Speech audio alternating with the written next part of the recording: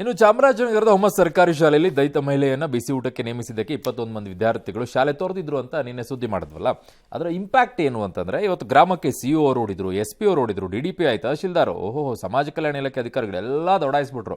ಸಮಸ್ಯೆ ಬಗೆಹರಿಸ್ಬಿಟ್ಟಿದ್ದಾರೆ. ಈಗ ಗ್ರಾಮದ ಹಿರಿಯ ಮುಖಂಡರು, ಪೋಷಕರು ಹಾಗೂ ಶಾಲೆಯಲ್ಲಿ ಅಡುಗೆ ಕೆಲಸ ಮಾಡುವ ಮಹಿಳೆಯನ್ನ ನಂಜಮ್ರನ್ನ ಕೂರಿಸ್ಕೊಂಡು ಸಭೆಯೆಲ್ಲ ಮಾಡಿದ್ದಾರೆ. ಪಾಪ ಅವರು ಏನ್ ಮಾಡಿದ್ದಾರೆ, ನಿನ್ನೆ ಕೇವಲ ಒಂದು ವಿದ್ಯಾರ್ಥಿ ಇದ್ದ ಕಾರಣ ಶಾಲೆ ಮುಚ್ಚುತ್ತಾರೆ ಅನ್ನೋ ಭಯದಿಂದ ನಾನೇ ಈ ವಿಚಾರವನ್ನ ಕೊಟ್ಬಿಟ್ಟೆ ಸುದ್ದಿಯನ್ನ ಅಂತ ಪಾಪ ಹೇಳ್ಕೊಂಡಿದ್ದಾರೆ ಅಮ್ಮ. ಪೋಷಕರಿಗೆ ಉಲ್ಟಾ ಹೊಡ್ಕೊಂಡ್ಬಿಟ್ಟಿದ್ದಾರೆ. ಏನು ಶಿಕ್ಷಕರಿಲ್ಲ, ಕ್ವಾಲಿಟಿ ಎಜುಕೇಶನ್ ಎಲ್ಲ ಇಲ್ಲ ಅಂತ. ಅವರು ಮತ್ತು ಗ್ರಾಮದವರು ಎಲ್ಲರದು ಸ್ವಲ್ಪ ಬೇರೆ ಬೇರೆ ಮಾಹಿತಿ ಬರ್ತಾ ಇದೆ, ಕಾನ್ಫ್ಲಿಕ್ಟ್ ಬರ್ತಾ ಇದೆ. ಇನ್ಕ್ವೈರಿ ಮಾಡ್ಕೊಂಡು ನಮಗೆ ಕೊಡ್ತಾರೆ. ಇದು ನಿಜ ಇದೆಯಾ ತಪ್ಪಿದೆ ಅದನ್ನು ಕೇಳ್ಕೊಳ್ತೀವಿ, ನಾವು ವೆರಿಫೈ ಮಾಡಿಸ್ತೀವಿ. ಬಟ್ ಇವಾಗ 2 ತರ ಮಾಹಿತಿ ಬರ್ತಾ ಇದೆ. ಟೀಚರ್ ಕ್ವಾಲಿಟಿಯಿಂದ TC ತಗೊಂಡು ಹಾಕಿ ಬೇರೆ ಕಡೆ ಹೋಗ್ತಾ ಇದ್ದಾರೆ. ಮತ್ತು ಅಡಿಗೆ ಸರ್ 8 ವರ್ಷದಿಂದ ನಮ್ಮದು ಟೀಚರ್ ವಿಚಾರ ಅದ. ಟೀಚರ್ಗಳು ಇಬ್ಬರು ಬೇಡಿ ಅನ್ನೋದಷ್ಟೇ ನಮ್ಮ ಊರವ್ರ ಗ್ರಾಮಸ್ಥರ ಡಿಮ್ಯಾಂಡ್ ಆಗಿತ್ತು.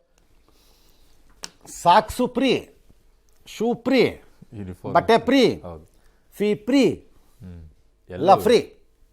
ಮಕ್ಕಳು ಬರಲ್ಲ ಸರ್ಕಾರಿ ಸ್ಕೂಲ್ಗೆ. ಯಾಕೆ? ಟೀಚರ್ಸ್ಗಳು ಇಲ್ಲ ಅಂತ ಅಷ್ಟೇ. ರಾ ಮೆಟೀರಿಯಲ್ ಹಂಗೆ ಕೊಡ್ತೀರಿ. ಯಾಕೆ? ಅವ್ರ ಅಪಾಯಿಂಟ್ಮೆಂಟಲ್ಲೇ ನೀವು ಎಡವಾಗಿ ಹೋಗಿದೆ ಟೀಚರ್ಸ್ರಲ್ಲಿ.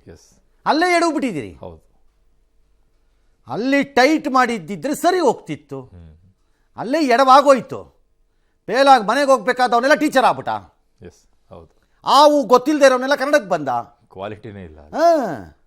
ಹೈಡ್ರೋಜನ್ನು ಆಕ್ಸಿಜನ್ ಮಧ್ಯೆ ಗ್ಯಾಪ್ ಗೊತ್ತಿಲ್ಲದಿದ್ದವನ್ನೆಲ್ಲ ಸೈನ್ಸಿಗೆ ಬಂದ. ಇನ್ನೇನೇ ಆಗತ್ತೆ? ಇದಾಗತ್ತೆ. ಒಂದು ವೇಳೆ ಇದು ದಲಿತ ಮಹಿಳೆ ಸಮಸ್ಯೆ ಆಗಿದ್ದರೆ ಅಲ್ಲಿ ಇನ್ನೂ ಸಾಲ್ವ್ ಆದಂಗೆ ನನಗೆ ಕಾಣಿಸ್ತಾ ಇಲ್ಲ. ಮೇಲ್ನೋಟಕ್ಕೆ ಬೇರೆ ರೀತಿ. ಯಾಕಂದರೆ ಈಗಿನ ಜನ ಭಾಳ ಬುದ್ಧಿವಂತರಿದ್ದಾರೆ. ಅವ್ರಿಗೆ ಗೊತ್ತು ನಾವು ದಲಿತ ಮಹಿಳೆ ಅಂತ ಮಾಡಿದಾಳೆ ಅಂತ ಹೇಳ್ಬಿಟ್ಟು ನಾವು ಮಕ್ಕಳನ್ನೆಲ್ಲ ವಿಡ್ರಾ ಮಾಡಿದ್ದೀವಿ ಅಂತ ನಾಳೆ ಗಲಾಟೆ ಮಾಡ್ತಾರೆ, ಕೇಸ್ ಮಾಡ್ತಾರೆ, ಇದನ್ನೆಲ್ಲ ಅಂತ ಬೇರೆ ರೀತಿಯಲ್ಲಿ. ಹಾಂ, ಸ್ವಲ್ಪ ಡೆಪ್ತಲ್ಲಿ ಚೆಕ್ ಮಾಡಿ ಕರೆಕ್ಟಾಗಿ. ಓಕೆ. ಲೋಕಾಯುಕ್ತ ಏನೋ ರೈಡ್ ಮಾಡ್ಕೊಂಡಿದ್ದಾರಂತೆ 18 ಇಂಜಿನಿಯರಿಂಗ್ ಕಾಲೇಜ್ ಮೇಲೆ, ಅಲ್ಲಿ ಇಲ್ಲಿ ಎಲ್ಲ ಕಡೆ ಇದನ್ನು ಬ್ಲಾಕ್ ಮಾಡಿದ ಸೀಟ್ ಮಾರ್ಬಿಟ್ಟಿದ್ದಾರಂತೆ. ಆಯ್ತು, ಅದು ಏನು ಮಾಡ್ತೀರಿ ಆಮೇಲೆ ಎಂಡ್ ನೋಡೋಣ. ಆಮೇಲೆ ಈ ಕೆರೆಗಳ ಮಾಲಿನ್ಯ ನಿಯಂತ್ರಣ ಮಂಡಳಿ ಬೇಕು ಕೂಡ ಕ್ರಮ. ಅಯ್ಯೋ, ನಂಗೆ ಸಾಕಾಗಿದೆಪ್ಪ ಈ ಲೋಕಾಯುಕ್ತದ್ದು ಡೈಲಿ. ಸುಮ್ಮನೆ ಎಂಡ್ ಹೇಳ್ರಿ, ಏನಾಯ್ತು ಹೋಗಿ ಹೋದ ವರ್ಷದ ಹೇಳ್ರಿ ಸ್ಟೇಟಸ್ಸು.